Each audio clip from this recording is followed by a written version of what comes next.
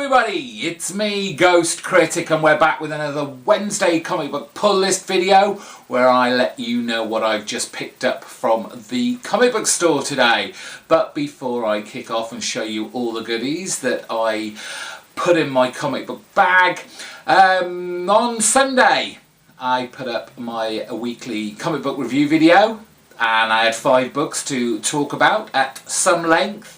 Hopefully you've either already watched that or you're just about to after you've watched this. Go to my channel page and you will see in my videos it's the last but one video, so I hope you go and check that out. Thank you to everyone who's already watched it, commented and given it a big thumbs up. On Friday, this coming Friday, I'll be putting up a small but interesting comic book haul that I picked up last weekend. I just didn't want to throw a lot of videos into your feed all at once. Let's spread the goodness all around.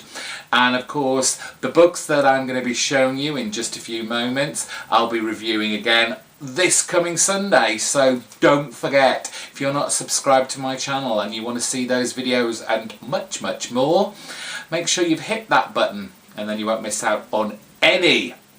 I had 3 new subscribers over the last 7 days. If you do subscribe to me in the next 7 days, you'll get a big old shout out on my channel. And if you do regular video uploads here on YouTube, I'll put a link in the description bar and point people your way. So those 3 people who subscribed to me over the last 7 days were Tinoman 1980, Yiba, I think that's how they pronounce it, and Towley the Towel Man. Now I'm going to put a link to his channel in the description bar below because he regularly updates his channel with videos. If you're a fan or you're a collector of those Funko Pop toys, I think you might just be able to see the only one I have, my Silver Surfer, up there on my shelf guarding all my comic books. It's those kind of things, and he has, or appears to have, hundreds of them, and he obviously shows them off in his videos. So if you're into that kind of stuff, and I know there's a lot of people in the community who are, if you don't know this guy yet, go over and have a look at his videos and hit the subscribe button for his channel too. Now, one thing I'm going to do, and I don't often do this because the rules for the shout out are that you have to be a new subscriber. You can't just keep unscribing from my channel and then subscribing again, hopefully to get a shout out. Now, I've only ever done this once before, but this person that I'm about to speak about, they didn't do this. They just kindly and jokingly said that they wish they could unsubscribe from my channel just to subscribe again and get a shout out. And I think in this instance there are certain people that I think do deserve a big shout out once again. And in this case, if you are a Batman fan, if you want to know anything to do with what's going on with Batman right now, this guy is for you. He's smart, he has his opinions down, he's erudite, he's very entertaining.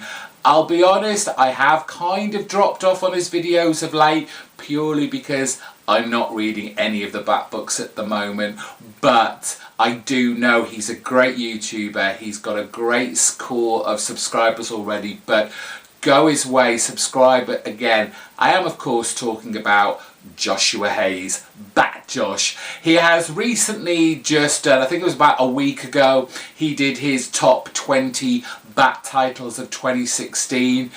Go and watch that. Tell him if he was wrong, tell him if he was right. Just go over to his channel and enjoy everything that he puts out. He's changed his channel up a little bit in the way he's doing things, but really anything Bat related, it doesn't have to be straight Batman, Nightwing, Catwoman, anything that happens in Gotham City, so stuff like Mother Panic, he's going to talk about it, he's going to tell you the truth. So I'm going to put a link to his channel down there as well, so if you don't already know about Bat Josh, get yourself over there. Now, what you've all actually come here for. What books did I pick up this week? And I'm sure the question that is on the tip of everybody's tongue is, Mark, did you in the end buy that Commandy Challenge special? And there has been a lot of kind of misinformation going on about what this is. Is it the start of the series? Is it just reprinted material? Is there anything new in this? Well, I can tell you. Yes, I bought it. Yes, it is a hefty price at $7.99. You do get the origin story in here. You do get the giant size issue. I'm trying to remember what number it was. I want to say 25, but I don't think it was. You get that in there, but you also get 2 unpublished Kirby stories in here as well. And I'm pretty much guessing that it's going to be this stuff at the back, which is in black and white, rather than the reprinted stuff at the front, which is in colour, reproduced on this nice glossy paper in a nice thick bound, square bound cover. Do yourself a favour, just splurge. Yes, I know it's expensive, but just splurge, because this is Kirby at his best. I love Commandy. I've almost completed the whole of Jack Kirby's run, at least, of his original 70s series, which in some respects was a little bit of a kind of homage to the Planet of the Apes, which was hugely popular at the time this came out. DC, in fact, asking them, we want something like that, but he gave them so much more. So if you've not read any Commandy before, if you're just a big fan of Jack Kirby, then just splurge, treat yourself this week. You will not be disappointed. Now, that was actually my only DC book this week. Got 2 from Marvel. We've got Charles Soule's Uncanny Inhumans, issue number 18. And as I expected, it's a tie-in. It's the Inhumans versus X-Men tie-in. I'm not even going to begin to understand what is going on in here, apart from, obviously, it's the Inhumans versus the X-Men. So I'm not getting the main kind of event story comic of this, so whatever's happened previous to this, I don't know. I'm just going to read it. If I enjoy it, I'll let you know on Sunday, but I knew this was coming. I knew it. The other Marvel book I got this week was Chris Samney's Black Widow, issue number 10. I am loving this team up with the Winter Soldier. It's one of those kind of relationships, that kind of love-hate, will they, won't they type deals, and I just love the dynamics between these two characters. In the last issue, there was almost that kind of trying to one-up each other during a fight scene, but coupled with Chris Samney's artwork on this, Wade seems to be taking maybe a more of a back seat in the story here, or he's just being very kind to Samney and letting him take top billing here. But just a joy. They've done what they did with Daredevil, but in a new way with Black Widow, and made her much more important, much more relevant in the Marvel universe, and not such a maybe B or C list character. And that's great what Wade and Samney do. Right, so that's DC and Marvel over. I've got 3 Image books left to show you, and it's always great to see Jeff Lemire and Dustin Nguyen's Descender on the shelves. It's issue number 18. A fantastic cover there. Just a point, if you want to see these covers a little bit closer, I do post these onto my Twitter account, so you can have a good close look at it, rather than me jostling about, not very great lighting. So check out my Twitter page at @GhostCritic, and you'll see these on my feed very, very soon, if not already. But Descender, I love this sci-fi book from the two of these guys. Just a great feeling of world building, a sense of history to the book that just really enriches my reading.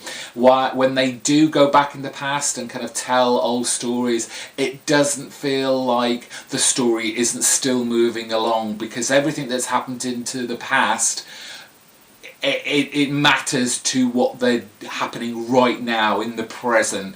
And that's just a great storytelling technique that Jeff Lemire has implemented in the past kind of 3 or 4 books. So looking forward to that. The super team of Ed Brubaker, Sean Phillips, Elizabeth Breitweiser, we have Kill or Be Killed, issue number 5. Very much a differing kind of angle to the story that they usually do. Usually it's set in the past, in a certain era. This seems very and feels very much more of present day. But Sean Phillips and Elizabeth Breitweiser still managed to evoke a great sense of atmosphere in their artwork, in their colouring. This is some of Sean Phillips and Elizabeth Breitweiser's best work. And obviously Ed Brubaker is doing what he does best, character pieces. It's not just about the story, which of course, you know, it has to be to some extent, but Ed Brubaker has this way of really delving into the characters, getting into their heads, but putting it down on paper too.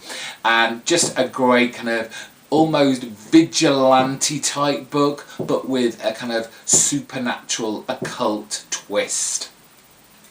Finally, and I don't know what to say about this book because it's been gone for a while, it is They're Not Like Us, issue number 13. If you saw my boxing up of 2016 video, you'll have heard me mention that I didn't even know if this was still going, if Eric Stevenson was still going to bother ending this or continue it, because I still don't know whether this is like an ongoing story or not. All I can really tell you is kind of the concept of it. It's very much like a mutant X-Men book, except these don't wear costumes. These are truly the outcasts of the kind of population of today's society, and their use of their powers, they kind of cover a very kind of moral grey area. They aren't always doing everything for the right reasons. Apart from that, I couldn't possibly tell you what happened in the last issue because it was so far away ago. But Simon Gay and Geordie Belair doing the art and the colours on this. It's really nice to look at as well.